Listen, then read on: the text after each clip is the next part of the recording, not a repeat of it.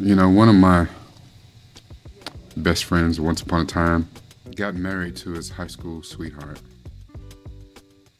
And for all intents and purposes, everything seemed good. They welcomed a son, then they welcomed another son, and I don't know what it was exactly, but all I remember him saying was that some of the things that she said about what she did seemed flimsy, seemed a little sus. When it came to her, he had a blind spot. He couldn't see it. And it wasn't until one day when someone close to him, maybe his mom, said something about his boys not looking like him. And I don't know what possessed him. And there were problems in their marriage already, but he got a DNA test just to find out that his oldest son was not his. And he never got one done on his other son just because I think the realization of what had happened and what he had allowed to happen or was oblivious to was just too much to bear. Blind spots are like rowing a boat that's full of holes, except you have no idea where the holes are.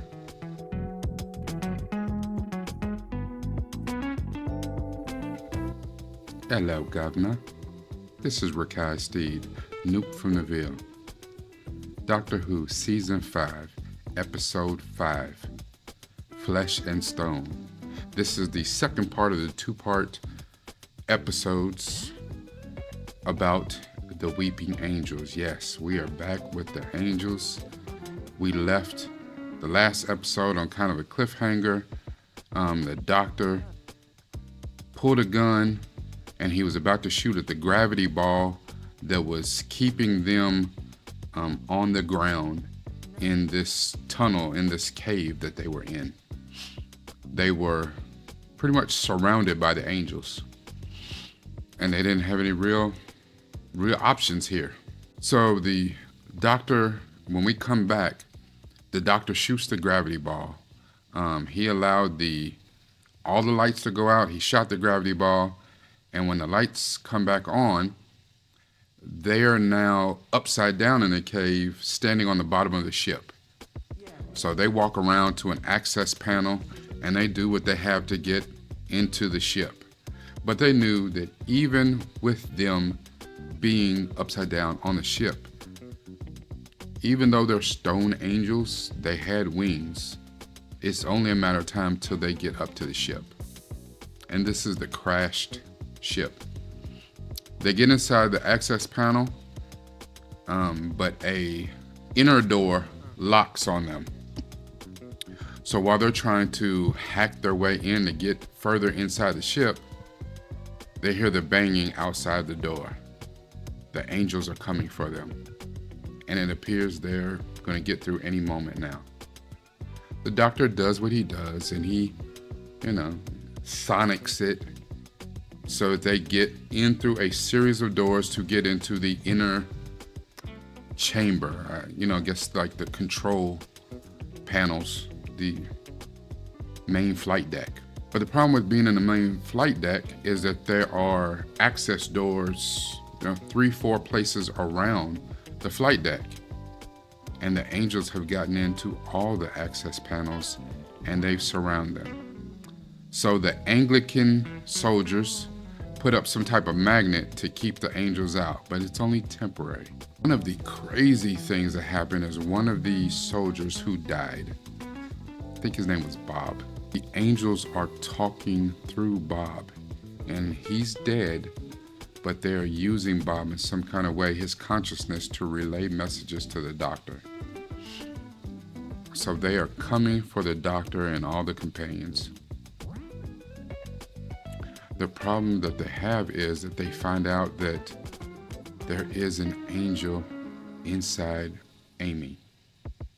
And what that means is where she stared at the angel in his eyes, the angel is now running on a loop inside her mind. And so as long as she has her eyes open, she can see the angel. And the angel can see what she sees. So the doctor has to tell her to close her eyes.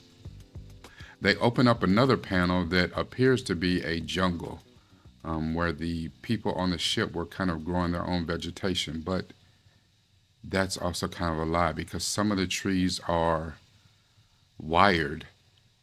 So they're not really trees, they're organic, but they're also digital.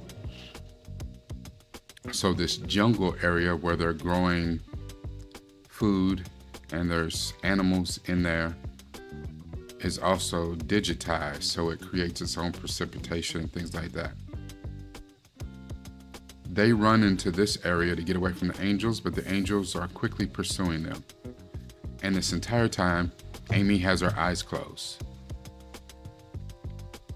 So the bishop, the doctor, and River go to explore a way out. And they leave the soldiers that they have left to guard Amy. But each one of the soldiers sees something, a disturbance, a light, and they go to investigate, and they're never seen from again. And not only are they not seen from again, when Amy starts questioning them, what happened to the soldier who left, the other soldiers are like, who are you talking about? We didn't have anybody with us. They forget. They don't know the people that are taken. The doctor and River find a way out. The bishop stands there to safeguard the way out. He knows the angels are coming, and it's not looking good. Amy has to make her way to the doctor, and he uses a kind of device in the walkie-talkies to guide her to him. The problem is she has to keep her eyes closed the entire time, and she has to walk by faith. Now the walkie-talkie will help guide her by the sounds, but she can't open her eyes for more than a second, or the angel will take over. That right there is a word. She has to walk by faith. When she makes her way to the doctor, they're in another cargo area, and they open the doors to see that the angels are right on them. But the doctor is clever, and he opens the cargo holder. The doctor figures out that crack that we first saw in Amy's bedroom, and it seems to be in every episode, with the silence coming, that light is taking people. The angels thought that they could feed on that light and become stronger. What they didn't understand was what that light was. And it is taking people. And once the light touches you, it takes you and it erases you. No one remembers you, which is much different than what we saw the angels do in the Blink episode, where if they touched you, they killed you. But not really, because they transported you to another part of time. So you could be transported 80 years in the past and no one would know what happened to you. So since they know the light, the crack is coming, the doctor finds a way to open something that acts kind of like a vacuum. And the light takes all the angels and they fly into that gap between space and time. And the doctor and Amy and River hold on for dear life. At the end of the episode, we see that River had did something, and she was incarcerated by the Anglican soldiers, and she has to go back and do her time or whatever it is that she has to do. Her and the doctor part ways, and the doctor leaves with Amy. Bryant McGill said that people who have had little self-reflection live life in a reality blind spot. Taking off the theme of Amy being blinded, essentially, and having to walk by faith in this episode, I'm going with blind spots, because blind spots can affect several areas of your life. They can affect your relationships, your work, your friends, and your family. We all have blind spots. How you are affected by them is up to you. And sometimes it's hard because no one's pointing them out to you. You don't know that you have that blind spot. I have known several people that women was their downfall. They just couldn't see it. And I've even had that instance in the past that, you talk about red flags. It could have been a red flag size of, how you go past a gas station and they have those huge flags at the gas station? It could have been a red flag that size. Missed it. And sometimes it's because you have not a trigger, but something that causes you. It's a catalyst for those type of blind spots. It could be companionship.